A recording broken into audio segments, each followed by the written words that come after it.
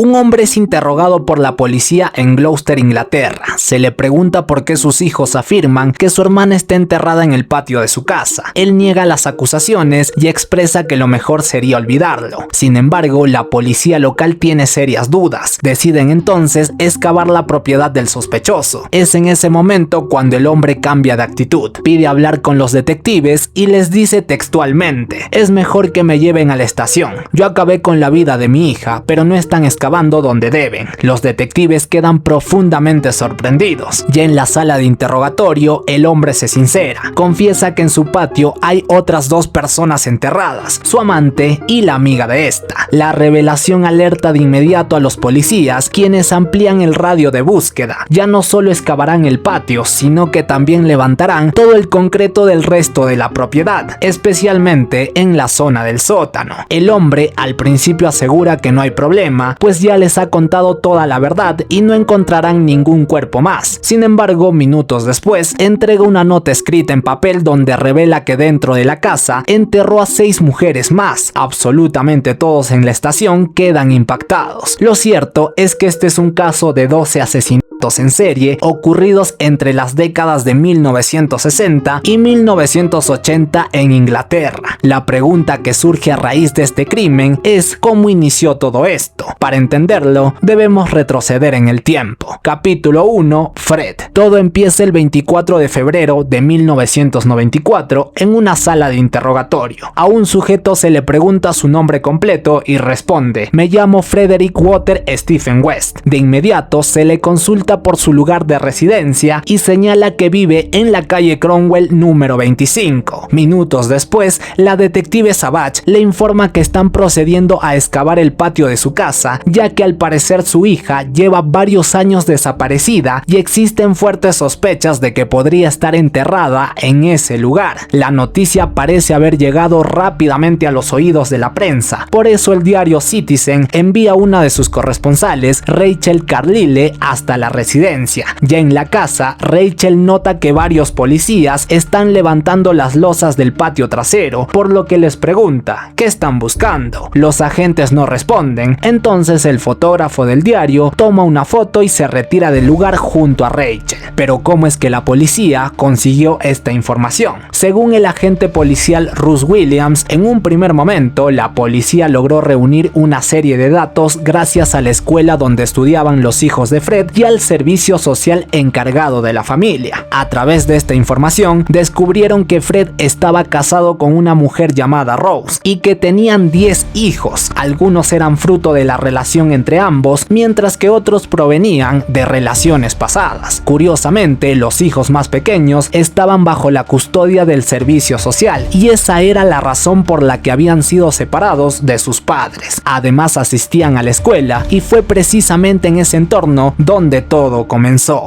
Una mañana durante una clase, varios de los niños comenzaron a decir que si no se portaban bien, serían enterrados en el patio de su casa, como le había pasado a su hermana Heather. Lo más alarmante no fue solo lo que dijeron, sino la insistencia con la que lo repetían. Para los policías, esto ya no parecía una simple broma, ya que Heather West había desaparecido años atrás sin dejar rastro alguno, por lo que esa mención constante fue el detonante que llevó a las autoridades a tomarse el asunto en serio y asignar formalmente a los investigadores John Bennett, Darren Lowe y Hazel Savage como los encargados del caso. Casi de inmediato, los detectives decidieron citar a Fred de manera voluntaria para realizarle algunas preguntas. En la sala de interrogatorio se le preguntó si había reportado la desaparición de su hija Heather en 1986. De forma cortante, Fred respondió que no. Luego se le señaló que sus hijos más pequeños afirmaban que su hermana desaparecida estaba enterrada en el patio de su casa. Sin remordimiento alguno, Fred simplemente se rió. Este gesto alteró rápidamente el ambiente del interrogatorio, por lo que la detective Savage le informó que ya habían comenzado a excavar en su casa y que si realmente había alguien enterrado allí, era casi seguro que lo encontraría.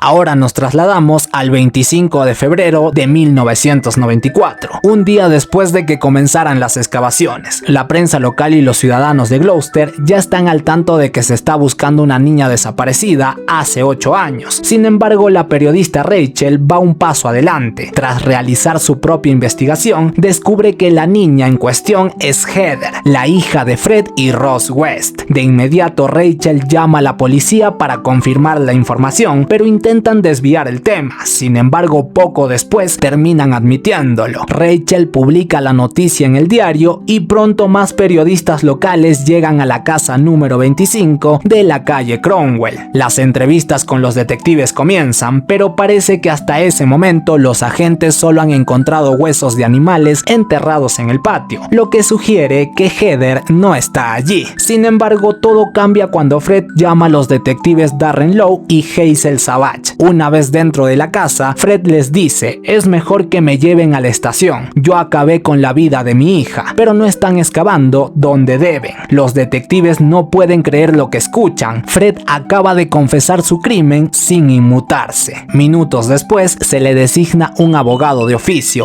Howard Ogden. Este abogado recibe una llamada informándole que han arrestado a una persona por un presunto homicidio y que ahora es él quien debe defenderlo. Rápidamente Howard llama a la estación de policía de Gloucester para asesorar a Fred. Le pide que no confiese nada hasta que él llegue, a lo que Fred responde: es que ya admití todo. En ese momento también se le asigna un adulto responsable, Janet Lech, quien velará por sus derechos. Comienza el interrogatorio y Fred señala que lo único que quería era persuadir a su hija para que se quedara en casa. Sin embargo, perdió el control y tras agarrar un pedazo de cable la asfixió. Luego fue a la cocina en busca de un cuchillo para pan con el que terminó desmembrando el cuerpo de su hija Heather. Instantes después de la confesión, los presentes se retiran a una sala contigua. Allí se abrazan, pues el interrogatorio de Fred fue tan impactante y desgarrador que todos quedaron profundamente conmocionados. Por su parte, Janet, visiblemente afectada, ya no quería seguir siendo la adulta responsable. Sin embargo, se ve obligada a continuar, aunque eso significa enfrentarse a lo que está por venir, algo que promete ser aún más perturbador. Horas más tarde también es detenida Ross West, la esposa de Fred. Se le asigna como abogado de oficio a Leo Godley, quien llega a la celda para tomarle su declaración. Rose afirma ser completamente inocente y sostiene que todo lo ocurrido fue responsabilidad exclusiva de su esposo. Mientras tanto, en la calle Cromwell, Fred es escoltado por la policía para que señale el lugar exacto donde está sepultado el cuerpo de su hija. Con frialdad indica una esquina del patio. Los oficiales comienzan una nueva excavación y pocos minutos después hallan los restos óseos de Heather, quien había estado desaparecida durante 8 largos años. La historia avanza al 26 de febrero de 1994, 2 días después del inicio oficial de las excavaciones. La policía informa a la prensa que se han encontrado restos humanos y que el reconocido patólogo forense Bernard Knight asumirá la tarea de continuar con la búsqueda en la casa de los West. Tras examinar los huesos, Bernard concluye que es prácticamente imposible que una persona logre desmembrar un cuerpo de forma tan precisa y rápida sin tener experiencia previa. Esta observación enciende las alarmas entre los investigadores, quienes empiezan a sospechar que aún hay partes clave de la historia que no han salido a la luz. Pero ¿qué es exactamente lo que falta? Más adelante te lo contaré. Volvemos con Ross West, a quien no se le encuentra ninguna prueba que la vincule directamente con el asesinato de Heather, por lo que es puesta en libertad bajo fianza. No obstante, las autoridades siguen dudando de su inocencia. Por ello deciden trasladarla a una casa de seguridad junto a sus hijos mayores. Lo que Rose desconoce es que la vivienda ha sido equipada con micrófonos ocultos instalados estratégicamente por la policía con la esperanza de descubrir si en efecto tuvo algún grado de participación en los crímenes. Aquí es necesario hacer un paréntesis para contarte la historia de Jane Hammer, ya que su testimonio será clave para entender lo que viene más adelante. Jane se había fugado de casa a los 16 años y por una serie de casualidades terminó haciéndose amiga de una de las hijas de Fred y Ross West. Fue esta quien le comentó que sus padres estaban rentando habitaciones en su casa, lo que llevó a Jane a mudarse con la familia West. Al poco tiempo, tiempo, Jane notó que la vivienda funcionaba casi como un pequeño hotel donde se alojaban distintos inquilinos. Sin embargo, nada le pareció fuera de lo común. De hecho, tanto Fred como Rose la trataban con amabilidad y respeto, por lo que su vida en la casa transcurría sin incidentes, y con el tiempo incluso entabló amistad con una de las inquilinas, Shirley Robinson. Shirley tenía apenas 18 años y estaba embarazada. Un día, en medio de una conversación informal, le confesó a Jane que el hijo que esperaba era de Fred. Jane no lo tomó en serio, pensó que se trataba de una broma, pero no lo era. Recuerda bien el nombre de Shirley Robinson, ya que será fundamental en lo que está por venir. Regresemos con la policía. ¿Recuerdas que mencionamos que algo más faltaba en la investigación? Pues ha llegado el momento de contarlo. Los agentes continuaban excavando con el objetivo de encontrar todos los restos de Heather. Sin embargo, en una de esas intervenciones descubrieron algo inesperado: 3 fémures. Esto llevó al superintendente John Bennett a una inquietante conclusión. Heather no era la única víctima enterrada en el patio. Como mínimo, había una persona más bajo tierra. Frente a este hallazgo, la detective Hazel Savage volvió a interrogar a Fred. Le preguntó directamente si había restos de otra persona en su propiedad. Fred inicialmente intentó desviar la conversación, pero segundos después respondió que los únicos restos que habían eran los de Heather. Su actitud dejaba claro que ya no quería seguir colaborando con la investigación. Ante su resistencia, la policía decidió solicitar la ayuda del psicólogo forense Paul Britton, quien aceptó participar con el objetivo de obtener más información, pero antes de hablar con Fred, el especialista quiso inspeccionar la casa. Al hacerlo, notó que no se trataba de un hogar familiar. La vivienda funcionaba más bien como un alojamiento improvisado, desordenado y con un ambiente perturbador. Incluso encontró micrófonos y cables que salían desde una habitación, lo que lo llevó a una inquietante conclusión. Fred había convertido su casa en un lugar donde buscaba satisfacer sus impulsos sexuales, y su relación con Rose distaba mucho de ser una pareja convencional. Con este contexto en mente, se llevó a cabo un nuevo interrogatorio. Fred empezó a hablar de su relación con Rose, mencionando que la conoció cuando él tenía alrededor de 30 años y ella apenas 15. Un año después, cuando cumplió 16, se fueron a vivir juntos y al poco tiempo ella quedó embarazada. Minutos más tarde, la detective Savage le informa que han encontrado un hueso humano que no corresponde a Heather y le pregunta si sabe a quién podría pertenecer. Fred responde que sí, se trata de Shirley Robinson, una joven que según él causó todo el problema. Pero ¿cuál fue ese problema? Pues te comento. Jane y Shirley habían planeado dejar la casa de los West para irse a vivir juntas y comenzar una nueva vida lejos de aquel ambiente tan extraño. Sin embargo, una noche Jane comenzó a escuchar el llanto persistente de un niño. Al principio pensó que era algo puntual, pero los gritos se repitieron con frecuencia hasta el punto de hacerla sentir incómoda y atemorizada. Fue entonces cuando decidió marcharse de la casa en secreto, dejando atrás a Shirley, quien embarazada quedó sola y vulnerable. Aquí entra en escena Fred. Él mantenía una relación oculta con Shirley y como resultado de esa relación, ella quedó embarazada. En una ocasión, mientras Rose, la esposa de Fred, se encontraba en trabajo de parto, él la llevó al hospital. Al regresar a casa, Shirley le pidió que la llevara a Bristol para empezar una nueva vida. Fred se negó y Shirley, molesta, lo amenazó con contarle toda la verdad a Rose. Lo que sucedió después, según la versión del propio Fred, fue un hecho oscuro que marcó otro punto crítico en la investigación. Ante la presión, golpeó a Shirley dejándola inconsciente para luego asfixiarla con un trozo de cable. Al final la terminó desmembrando, al igual que a Heather. Luego Fred reveló esta confesión durante uno de los interrogatorios y con ello la policía creyó haber encontrado la pieza que faltaba en el rompecabezas. O quizás no,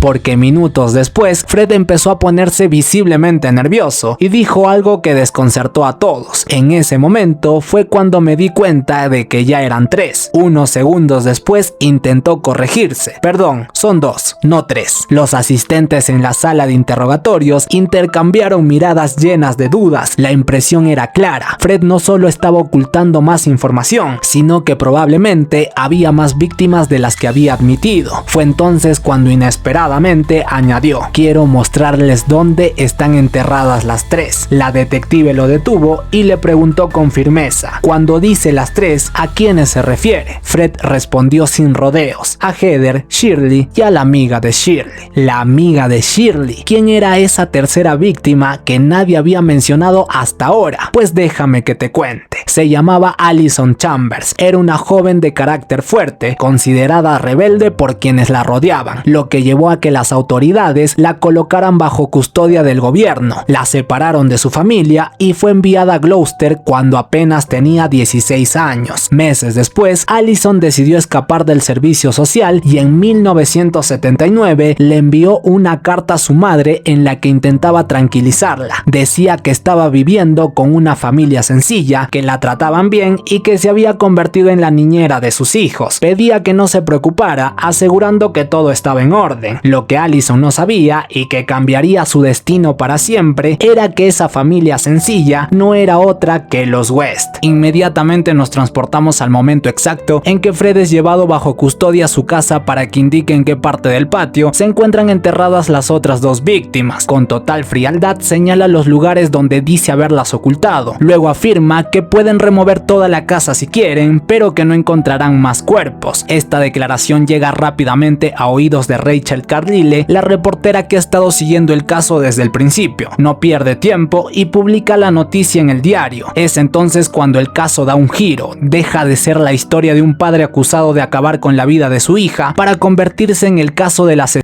serial de la calle Cromwell número 25. La cobertura mediática se dispara. Pronto empiezan a llegar reporteros y cadenas de televisión de todo el país. El vecindario se llena de cámaras, periodistas y curiosos. Entre ellos aparece Howard Souness, un reportero del Daily Mirror, el periódico más importante de Inglaterra. Recuerda este reportero, pues será muy importante en los próximos episodios. En medio de este torbellino mediático, viajamos en el tiempo al 28 de febrero de 1994, 4 días después del inicio de las excavaciones. El abogado de Fred, visiblemente abrumado por la magnitud del caso, decide sumar a su asistente, Scott Canavan, al equipo legal. No obstante, Scott apenas estaba comenzando su carrera y tenía poca experiencia en casos de esta magnitud. Los días pasaron y el 4 de marzo de ese mismo año se dio un suceso muy importante en el caso, pues el psicólogo forense Paul Britton empieza a atar cabos. Le surge una teoría inquietante. Tal vez Fred enterró los cuerpos en el patio porque el interior de la casa ya estaba ocupado. Para comprobarlo, le sugiere a la policía que en el próximo interrogatorio le informen a Fred que comenzarán a excavar los pisos de la vivienda, empezando por el sótano. La detective Savage sigue al pie de la letra la recomendación del psicólogo forense. Durante el interrogatorio, le informa a Fred que la policía comenzará a excavar dentro de la casa, iniciando por el sótano. Pero Fred, con una actitud completamente cerrada, se niega a colaborar. No quiere dar más detalles ni responder nuevas preguntas, por lo que el interrogatorio se da por terminado. Ya en otra sala, Janet Ledge, la adulta responsable asignada al caso, se le acerca y visiblemente alterada le dice: ya fue suficiente, es momento de que les digas si hay más personas enterradas en tu casa. Fred, sin inmutarse, insiste en que no, que ya dio toda la información. Sin embargo, apenas 2 minutos después, Scott Canavan, el joven asistente legal, intenta de nuevo: Fred, ¿estás seguro de que no hay más cuerpos? Y es entonces cuando ocurre lo impensable. Fred lo mira y responde con frialdad: hay muchos más. Desconcertado, Scott corre a llamar a su jefe, el abogado Howard Ogden, pues no sabe cómo manejar esa revelación. Ogden actúa de inmediato. Lleva una nota escrita por Fred al superintendente John Bennett. En ella, Fred confiesa haberles quitado la vida a 9 personas más, en total 12 víctimas. La estación policial queda en completo silencio. Nadie esperaba una confesión de tal magnitud. La investigación había pasado de ser una búsqueda por el caso de una hija desaparecida a un espeluznante caso de asesinato serial. Entonces surge la pregunta inevitable: ¿cómo es posible que Rose, la esposa de Fred, no supiera nada viviendo bajo el mismo techo? Para los detectives la respuesta es evidente. Rose no solo sabía, era cómplice. El capítulo cierra con una grabación inquietante. Gracias a los micrófonos ocultos instalados por la policía en la casa de seguridad donde Rose fue trasladada junto a sus hijos, se escucha su voz desesperada diciendo: le está diciendo todo, no va a cambiar nada, no me van a escuchar confesar algo que no hice. Y bueno, eso ha sido todo por el video de hoy. No olvides dejar tu like y suscribirte para no perderte más resúmenes de otras series y películas. Puedes ver mis otros videos haciendo clic en la pantalla. Yo soy de Yorko y nos vemos en el siguiente video.